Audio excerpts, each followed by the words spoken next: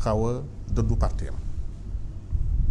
bu dul démission pure et simple sax mu xaw a màndu ci activité politique jublu ci soxlu ñu ko fal te ñi ko fal amul PS amul PDS bu xasi ba fal représentant tous les Sénégalais la waaye moom donte mi ngi naan la patrie avant le parti ba tey mi ngi sax ci bopp parti bi kon il tient au parti te ay kàngamu parti ñoo ne non du am wàññi mandat loolu ku ne amul ci sensibilité c'est pas vrai yaa jiite parti bi des gens importants par ñu ne mandat kooku non c'est pas vrai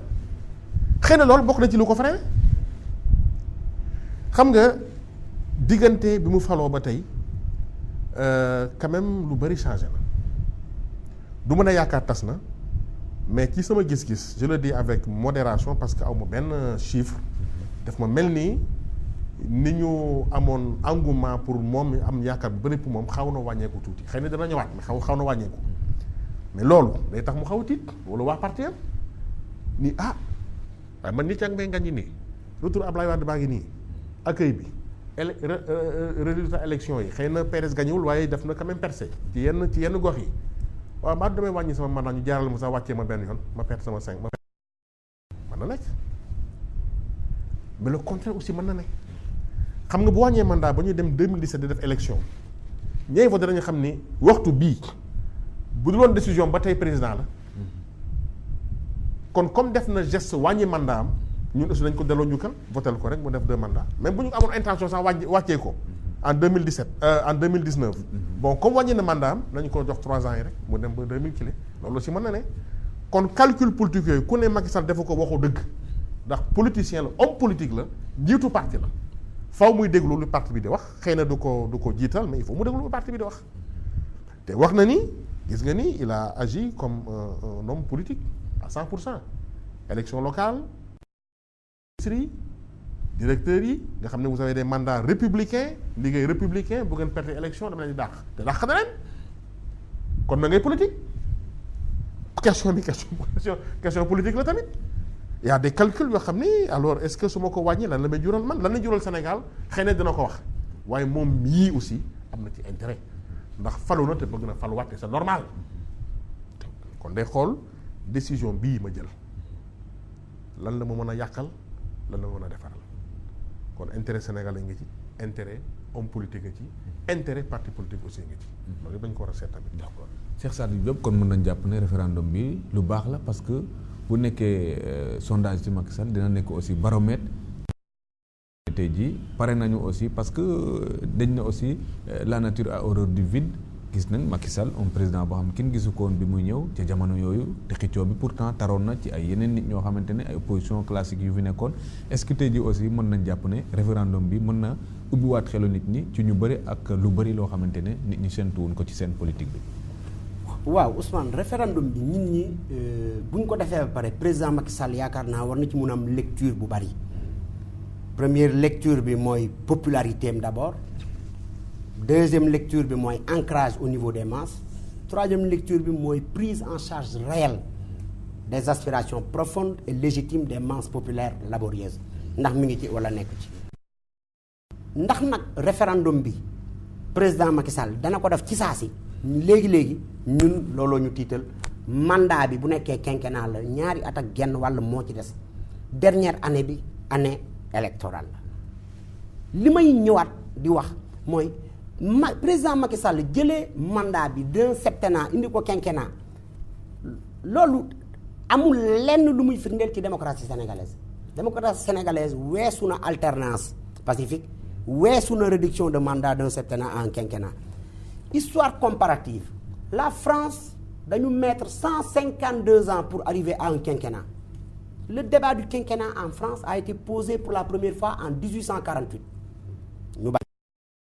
en 1873 mu am benn jurisconsulte français bu tudd Édouard René Lefebvre de Laboulaye sénateur inamovible parce que jamono jooju dafa am la loi constitutionnelle de 1875 moo doon def ni que 1/4 du Sénat français dañuy nekk inamovible loi boobu ñu ngi ko abrogé en 1884 Laboulaye moo jóg tegaat débat bi gaa ñi bañ ne du ñu def quinquennat ñu ngi ci septennat boobu 1973 Georges Pompidou remettre ko sur la table ñu bañ ne du ñu def quinquennat septennat la Chirac avec l'effet de la cohabitation ak Jospin Giscard d'Estaing teg proposition de loi bi gars yi jàllale ko c'est en 2000 loi 2964 kon ñun Sénégal quinquennat nga indilaat ñu ko on mis 152 ans pour am quinquennat ñun dans les années 78 man fekkee naa en 88 quinquennat moo fi nekkoon président Macky Sall delloo ñu loolu lan la ñuy yóbbul suñu démocratie fenn démocratie weesu na ci élection gagné nañu Ousmane Sène nga woo ma félicité ma wala mandat bi dañ ma faloon 7 ans ma wàññi ko non démocratie weesu na loolu donte nag xalaat bu rafet la ñu ko ciy félicité démocratie tey fi mu toll mooy ci kër yi ëtt yi diiwaan yi ak gox yi ñu koy jëfee Sénégal ba ñuy wax ni que ñooy vitrine démocratie en Afrique loolu nit ñi raw nañ ñu Ghana raw nañu Cap-Vert raw nañu Cap-Vert tey alternance kenn du ko fa discuter dafa mel ni nga yeewu dem jënd sa ndekki café normal président Macky Sall nag voie référendaire bi bu nekkee ñoom gëm nañ ni bi ñu jëlee nguur gi ba léegi ñu ngi ci yitte ak saafara jàngoro askan bi nañu dem référendum set waaw. D'accord kon de yaa ngi leen di alerter kon dinañ la dégg Momar Diong kon suñu réewu Afrique yi boo doon xalaat tey wala nga def ay proposition ci yu mel nii waxoon nga sànq ñaari mandat 10 ans muy juróom ak juróom est-ce que tey dañ mënoon dem ba bu fekkoonte ne lu mën a ñàkk la ñu dem ci benn mandat bu 7 ans sax buñ ko proposé Sénégalais waroon nañ ko mën a def rawatina en Afrique nga xam ne réew yi aussi vraiment dañuy soxla ay mandat yu gàtt pour nit ñi mën a farlu ci liggéey parce que nee nañu un mandat réparateur foofu mu am fi koo xamante ni dafa jël mandat te xaraatul. waaw loolu xel mën na ko nangu mais quand même suñu réew yi dafa nekk réew yoo xam ni ci mbirum koom-koom ak ci fànn yëpp dafa laaj liggéey boo xam ni yaakaaruma ni nit mën naa ñëw def ko ci benn mandat dañu waxante dëgg rek bu ñuy wax dëgg rek te yàlla tax réew boo ko jëlee amul dara lu la war a mën a fekkale nga def ñaari mandat bu njëkk bi nga am ay foo gëstu yooyu def pour xam ak noo ñëwee ci réew mi ak sa dispositif bi ngay mettre en place ak la ngay fekk ci réew mi la nga yaakaar ni boo ñëwee moom nga fay fekk boo ñëwee li nga fay fekk dina saafaanoog moom. réalité du pouvoir dafa am. moo tax ma jàpp ni ñaari mandat moom lu jaadu la ñaari mandat yu juróomi at itam wax dëgg yàlla jaadu na parce que fukki at bu fekkee war nga koo mën a yaakaare def ci réew c'est-à-dire def juróomi at la nga wone dal xelu ña nga jiite ñu jokkalaat la juróom muy fukki at lépp lu waay yéene ci réewam war na ko ci mën a def donc man loolu laa jàpp ni loolu moo am te li tax ma gën a bëgg nit ñi soññu Macky ci référendum bi ak ci ni mu gën a gaawee mooy jàpp naa ni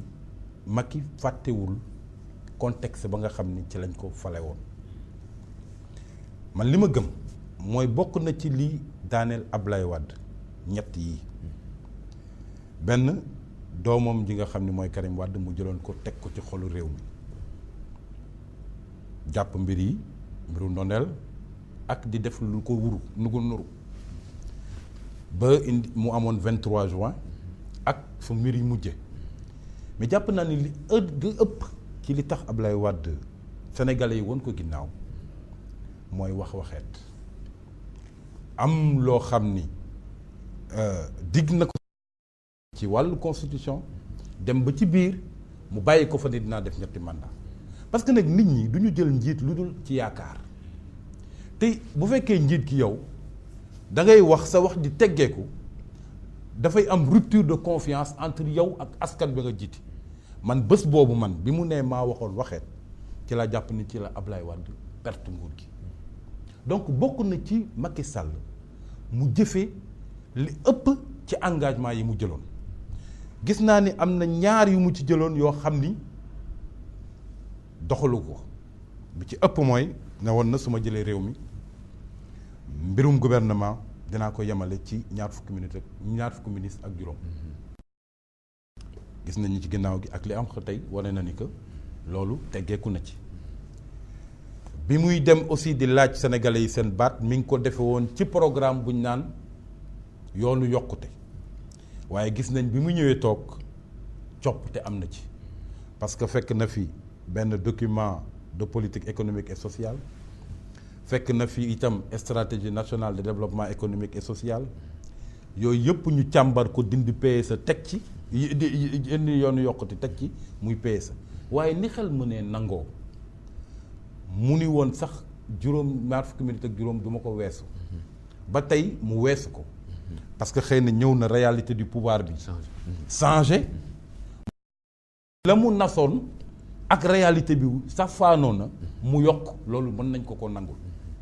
ba tali itam mën nañ koo nangul am lu mu sumboon naaloon ko yaakaar ni bu ñëwee nii lay doxale ñëw fekk fi leneen wala leneen ñëw dollu ci gis-gis ak yoon wu nu war a jaar mu jël ko càmbar ko def PSE loolu xel mën na ko nangu waaye li xel mënut a nangu mooy digge bii mu diggoon Sénégalais yi ci ni dinaa wàññi sama mandat jëlee ko juróom ba at jaari at indi ko juróom mu am lu mu ci fenk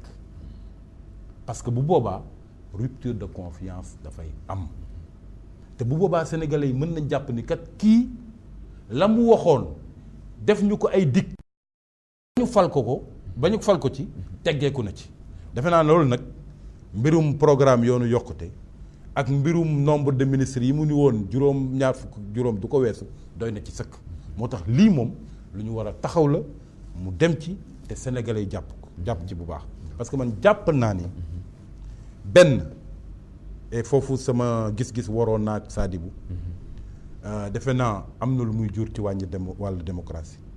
parce que démocratie alternance am na ci solo yore ba yàgg jëmmi jamono ñu sànni xob ñu jëlaat keneen def ci day yokk góor a rek ci kiy ñëw di yor loolu dafa am solo rotation boobu dafa am solo ci démocratie rax ci dolli nag buñ la utalee app boo xam ni mënut a weesu fukki at nga xam ni yow faraa budda fukki at yi di nga am woy boo fi bàyyi boo demee sa ginnaaw bandang loolu defe naa am na yokkute gu mu mën a jur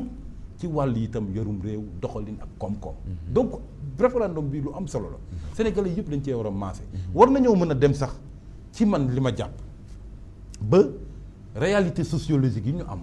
tax ñu mel ni Serigne Seck ay yenn notabilité personnes yu connues yeeg yooyu ñu jàpp ci ñaax sénégalais yi sensibiliser leen ci solo yi référendum bi ñëpp jublu ci sénégalais yi voté ko en masse parce que man li ma jàpp mooy am na yokkute gu bëri bu mu indi ci wàllu démocratie yokkute gu mu bëri bu mu bëri indi ci rax ci dolli nag bi nga xamee ni reddition des comptes bokk na ci loo xam ni ci ni ñuy yore réew mi tey lu am solo la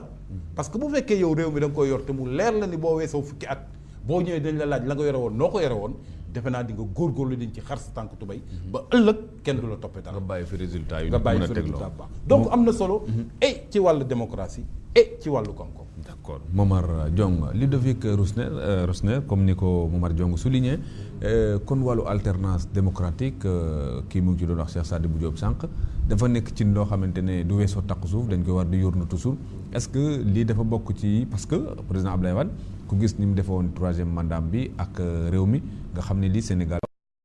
aussi mën na gën a grave peut-être dañu bëri waxoon ci ay seetlukat est-ce que kon lii dafa nekk loo xamante ne tey jii bu ñu demoon tey même am lu ko sooxeel ba amatul ba président Macky Sall war a dem ci juróom-ñaari at day nekk loo xamante ne aussi mën na jur safaan goo xam kenn séentu koon ci réew mi parce que itam dañ jàpp ne rek l'exception sénégalaise aussi peut-être am na ay limites. waaw dëgg la xam nga li ma waxoon ci njëlbeen comme amuñu ay arguments yu ñu jox pour apprécier 5 ans 7 ans ñun dañu indi suñu argument bopp rek mais li gënoon mooy kii ko wax jéem ñu convaincre mais donc saa ngi wax nu wax moom solo parce que génne na ay yenn promesse yu président defoon amuñ ci yéene waaye mujjul antu yu mu jege woon certainement de bonne foi amoon na ci yaakaar mais mujjul am def nañu conseil présidentiel prévoir ay milliards par-ci par-là mais ba tey amul dañu wàññi essence parce que Mali et cetera amul mais loolu dañ ci war a tirer leçon boole ci li Abdoulaye waxoon ba ne wax waxeet mooy boo jiitee tant que mbir leeru la bul engagé wu wala nga am nuance nga ne ah man de dinaa saisir ay juristes ñu xool ndax mën nañu wàññi mandat présidentiel nga toog seetlu soo demee ba ci biir xam ne war na mën a nekk nga def ko su mënul nekk nga bàyyi parce que kenn forcé wu la parce que alors xam nga c'est pas impossible nit diggee de bonne foi situation bi changé moo war a changé c'est pas que dafay war mais si bu situation changé nga war a toi benn seuls les imbéciles ne change pas boo ne sa doom su ma wàccee naa la jox 10 000 nga gëm ko yéene ko nga wax ñu la moteur frigo bi yàqu na te yaa ngi yor 20 000 lu war a jënd frigo bi doo ko jox 10 000 c'est pas que donc ko bëgg a war mais situation bi changé moo tax sa décision changé loolu yëpp mën na am li gën nag mooy nga xaar ba mbir mi ñor ba nga xam ne jëf jot na nga doog a annoncé mais yaa ngi am parti yaa ngi am ay enjeu et cetera nga ñëw annoncé lu mel noonu lu baax na sax mais vraiment day tax ba ëllëg boo amee lu changé da ngay daal di hésiter te hésitation jàpp naa ne erreur la parce que moom ci boppam président Macky Sall li mu gën a jiital ci discours am mooy bonne gouvernance traque des biens mal acquis gouvernance vertueuse et cetera mais loolu weesul defar institution mooy la base parce que constitution mooy toogu bi il faut nga defar base bi doo ko def doo ko kii leneen man pour man loolu moo doon day sax loolu Abdoulaye Wade def bi mu ñëwee 2001 mu def référendum baax na baaxul pare nañ ca ah est-ce que constitution baax na baaxul mais c'est fini on travaille sur la base de la constitution kenn waxatu lool ba 2009 wala beneen année mais déjà boo nee gouvernance vertueuse maanaam lu muy annoncé ça veut dire que ne ci Abdoulaye Wade lu ci bëri baaxul mais ci la ñuy fonctionner constitution Abdoulaye Wade baaxul ci la ñuy fonctionner élection yi baaxul ci la ñuy fonctionner kon lu ñuy fonctionner baaxul est-ce que comprendre li ma c'est-à-dire que lu muy annoncé yëpp parce que boo jëlee boo gisee décision yu ñu jël dafa mel dañ jël ay décisions pour corriger ay erreurs yoo xam ne mi ngi woon ci nguur gi passé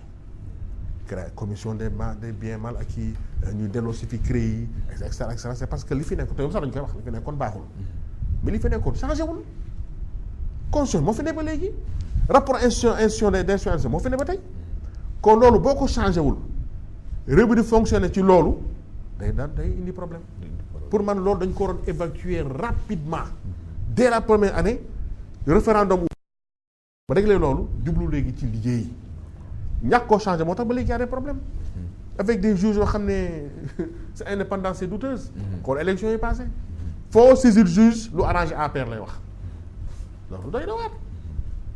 doy na waar ak yeneen yoo xam ne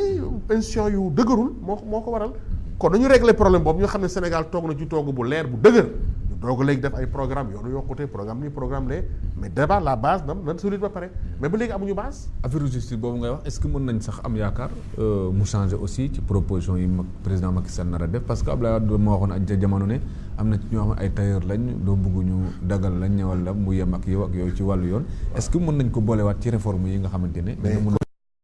commission bi wax na ko. te commission bi nee na bu mu defee tournée ba poser question Sénégal yi lii ñu gën a wax mooy indépendance de la justice juge bi na féex na def loo xam ne loolu la ko yoon sant donte sax dañu koy fal day sax ñu am nañu sax ñu proposé ñiy juger nit ñi na leen magistrat yi fal mais njiitu réew nga ñëw nekk président conseil de la magistrature te doo magistrat waaye loolu dafa doy waar njiitu réew on politique la chef de parti la lu muy jiitee magistrat man te nekk moo tax léegi la plupart du temps te du léegi même dans les régimes passés su amee problème boo xam ne nguur a ngi ci généralement dañuy trancher pour nguur gi rek loolu mais manque d'indépendance su magistrature te loolu dañ ci war a jóg il faut que ñu xam des institutions président bu fekkee ne mënul démissionner parti na mandu ci waxu politique te jublu ci loo xam ne citoyens yi mais pas ay partisans ay militants ñoo ko jox muy Sénégal juge aussi il faut ñu mën a atte mais pour ñu mën a atte il faut ñu libre mais xoolal question de la parité loi bi nee na su ñuy dem bay fal bureau conseil municipal ak conseil départemental nañu fexe ba mu am parité. appliquer parité góor jigéen wala jigéen góor mais violé nañ ko devant le sous-préfet. devant le préfet. recours ou pas la loi est violée alors que préfet baa ngi taxaw nekk représentant de l'État gardien de la loi loolu lan la mën a nekkee comportement partisan alors que tu es un républicain donc yëpp dañ ko war a xool ci institution yi régler ko donc jublu nag ci liggéey boo xam ne mën a jëm kan voilà. Cheikh Sadibou Diop kon boo dégloo docteur Ludovic Rosner nga xam ne mbiru révision bi ak la ca topp ci wàllu institution yëpp priorité la kon est-ce que tey waxtu bi mu dox nii waxtoom la est-ce que nekkul ci li ñu waroon boole ci lañ njëkkoon def ca njalbeen bi ni ngi fekk nañu terminé ko. waaw dañ ko doon boole ci li ñuy njëkk a def ci njëlbeen man loolay sama xalaat mais li ma ci tiital mooy CNRI commission boobu ba ñu liggéeyee ba saytu ko ak alal bi Momar wax yëpp moom lañ ci dépensé mais biñ ko indilee président Macky Sall ñi ànd ak moom dégg ngeen lan lañ wax mooy lii ngeen ñu jox ñi dañuy tànn li ñu neex ñu jëfandikoo kon ñoom seetatuñu sax lan moo jëmale réew mi kanam ak lan moo liggéey pour suñu dëkk nekk véritablement un état de droit. Amadou Mokhtar Mbow la mu defoon ca assises yi moom la defaat ci CNRI bi nangu naa mais bu nekkee xamoon nañ ni loolu la ñuy def genn wàll milliard gëñ fa dugal pour ñooñu xalaat xel li loo xam ne askan bi da koy njëriñoo pour lan ñu leen fa yóbbu nañ leen fa dossier bi fan la nekk fan lan lañ ci toll kenn xamul réforme yi nga xam ni dañ ko war a def nag pour réew mi nekk un état de droit suñu justice la ñuy tàmbalee président de la république tant que mi ngi nekk président au conseil de la magistrature di nommer yore seen promotion mais loolu le système tel qu'il est conçu la parce que président de la république militant de fii ak mi ngi nekk secrétaire général de parti militant de parti la dafa amoon un noyau dur bu nekk ak moom battre campagne ba fal ko tel système bi fii ak mi ngi continuer di mel ni muy nekk président day redevable à cette structure de noyau dur bi ko fal et aux alliés Abdoulaye Wade loolu la fi def bi mu ñëwee Abdou Diouf bi mu ñëwee loolu la def Macky Sall bi mu ñëwee loolu lay def alors système bi la ñu war a revoir recorriger ko principe central bi war a nekk au cœur du débat mooy comment sortir les Sénégalais de cette situation de misère et de pauvreté tey Momar bu faree feneen ma far feneen di far feneen dafa am leen loo xam moo ñu war a yitteel ñun ñëpp mooy Sénégal boobu dafa feebar justice Sénégal boobu mbay mi dafa feebar Sénégal boobu njàng mi dafa feebar Sénégal boobu liberté d'expression bi dafa feebar ndax dañ leen tere sax léegi ay wax sa xalaat ak revue de presse yéen journaliste loolu la ñu war a seet naka lañ koy saafara man dama yaakaar ni véritable débat bi loolu la justice bi nag fii ak mi ngi doxee ni muy doxee ni président Macky Sall ak ñamu àndal jaay doole ba ñuy def buñ ci jóg état de jaay doole tàmbali nañ ko li dal barki démb Samuel Ahmed Sarr te ma jóg dans la presse di ko wax mais interpellé naa nit ñi nañu dem constituer les archives ñu consulter leen Aliou Diack PCR de Mbane membre de Bës du Ñakk membre de la mouvance présidentielle dafa bind une lettre ouverte adressée au président lim ciy wax ñeme ma toog fii ci plateau di ko wax président Idrissa Seck barki Dembo Ndiaye bi président jógee États-Unis lan la wax le président a tenu un discours d'irresponsable quoi de plus insultant Moustapha Cissé Lo alors qu'il était en activité politique amul lu mu fi waxul Macky Sall ci plateau télé yëpp nit ñi di ko dégg kenn musul activer article 80 de la constitution boobu pour offense au chef de l'État lan moo tax tey ñu yëkkati ko teg ko ci kaw Samuel Ahmed Sarr fan lañ ko teg lu dul jaay doole ak yeneen yoo xam ni fii ak moom jógul pour réforme yooyu mu jël ko à bras le corps pour enclencher procédure yi nga xam ni mooy constituer le véritable changement tant attendu dëkk bi situation bi ñu nekk nii duñ ci sori. waroo bi ak li nga xam ne jàppe nañ ko comme ay jiixi jaaxa ci ñi mbir yi di demee pour comprendre ko il faut que ñu dellu ca ni Macky Sall àndee noog ñi nekkoon ci Benno Siggil Sénégal dafa naa ci àndin ba ak lalal àndin ba defe naa moo waral lii tey parce que xam nga boobu jamono dafa fekk parti yooyu nga xam ne bokkoon nañ ci Benno Siggil Sénégal ànd ci assises yi am càmbar yu ñu def man jàpp naa ni Sénégal ci wàllu gëstu xalaat ak teg ay tëralin amul benn liggéey bu ëpp solo liggéey ba ñu defoon ci Assises nationales à partir de ce moment bu fekkee boobu jamono feewaroon ak sax Ablaye Wade muy 2008 waaye terewu ko maandu ci mbirum Assises nationales fekk wu leen waxul lu ci jëm àndul ak ñoom ba ñuy liggéey di lëlu di wër Sénégal di càmbar di xool tëralin yu ñu teg mu maandu ci ñu dem ba def premier tour élection yàlla def mu jàll acte bi mu njëkk a def mooy seeti Amadou Mahtar Mbow mooy premier geste bi Macky Sall def ci entre deux tours yi bi mu ko leeree ni moom mooy dem deuxième tour ak Ablaye Wade lu ko wundoon est-ce que du rek xamoon ni looloo fi sësoon ak mbooloo moomu nekkoon ci Assise nationale ak ñi nekkoon ci Benno Siggil fal ko moo mën a tax mu mën a jàmmaarloo ak Ablaye Wade est-ce que du loolu rek ko wundoon ñooñu nag ba ñuy ànd ak aussi Macky Sall ca jamono yooyu dañoo waxantewul dëgg parce que Macky Sall ci jamono yi wax na lu leer ni dama ñëw signé charte Assise nationale waaye am na ci ay ponk yoo xam ne ànduma ci dama ciy maandu waa kooku bu la waxee lu mel noonu nga ànd ak moom ci loolu ngeen dem fal ko palin bi ngeen ko pal ba tey ngeen toog lépp li ngeen xamoon ni dëxañoon ngeen ko ci ay tëralin ay doxalin te moom mën a jële réew mi yóbbu ko fu sori ngeen gis ni que am na loo xam ne taxawu ci wala farlu bi mu ci war a am amu ko ci parce que nag li gars yi wax mooy dëgg avant tout mais bu boobaa ngeen taxaw ni ko kat taxawal àndoon na ko yow ca jamono yooyu nga xam ni dañoo booloo woon manko pour jële fi Ablaye Wade waaye fekk nga ñu ñun boobu jamono ñu am ay tëralin yu ñu teg xalaat ko wër dëkk bi ba Sénégalais yi nii la benn bu fekkee ni sànni luñ ñu ay baat kàddu ay seen baat ngir féewaloo bu ñu am mais loolu tekkiwul ni liggéey ba ñu defoon amul solo waru ñu ko jël teg ci table bi xool nan lañ koy méngaleeg yow li nga indi pour programme mu yoonu yokkute ñu xool nañ lañ ciy ànd dem mais tey ban leader nga gisati mu yëkkati kàddoom wax ci lu jëm ci mbirum Assise nationale ak càmbar gañ fa taloon donc loolu moo waral problème yi am ci doxalin bi incompréhension yi am mais jàpp naa ni man ni ma ko waxee sànq ci dama jël benn kàddu séenéer yi sax mënoon naa ñàkk parce que perte temps bi yépp dara waralu ko lu dul séenéer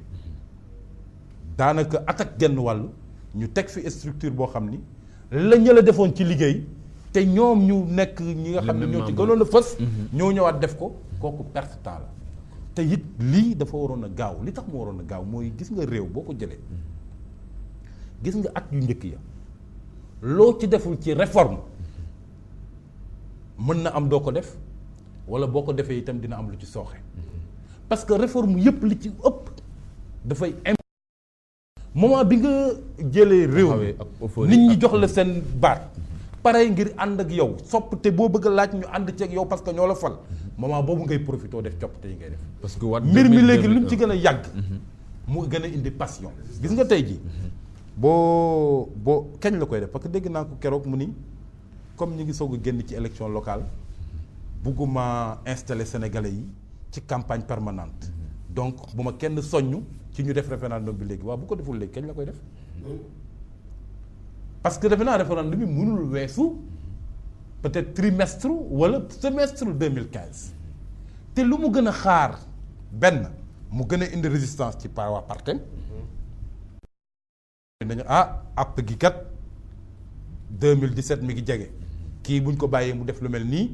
daanaka ñaari at wala ñaari at ak genn wàll xëy na la ñuy dese ci nguur gi bu fekkee sénégalais yi falaatuñ ko donc day indi résistance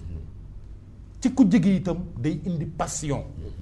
te loolu yëpp mënoon naa ñàkk parce que doxalin yu mel nii ak tëralin yu mel nii dafa baaxoo nit di ko def ci réew mu dal. d'accord Momar Diong Ludovic Rosner est-ce que bu fekkoonte ne président Macky Sall comme ni ko Momar Diong waxee ci 2015 bi mu def référendum ne juróomi at la léegi Sénégalais yi ne ci juróomi at la yem bu wàccee ak bu faluwaatee est-ce que dafa am bénéfice wala risque boo xamante ne te ciy feeñ ci. waaw mais moom c'est sûr que ñu mu àndal fal leen ñu nekk ci ay poste ñoom sawaruñu ci lii bu fekkee ne gëmuñu seen réew gu ñu république sawaruñu ci parce que yow yaa ngi fii pour 7 ans bon waa ji wàññi ko 5 ans xëy na bu ko wàññee mu wàcc mais bu wàccee da ngay wàccaleex moom wala nga transhumé dem feneen waaw kon ñoom sax ñooy wax ne ñoom sax ñooy wax def résistance parce que bëgguñu mais loolu lu tax mu gën a jafe sax c'est parce que dafa am ay alliés ci biir yoo xam ne bokkuñu parti mais dañu ànd boo xam ne on se pose sax question ndax ànd bu dëggu la est-ce que ñoom sax joxe nañ seen position man dégguma leen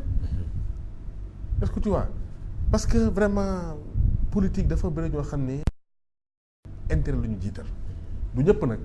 dañu bëri sa intérêt la ñu jiital et même dans la société civile moom lañ doon wax sànq. am ñoo xam ne ñu ngay wax di xat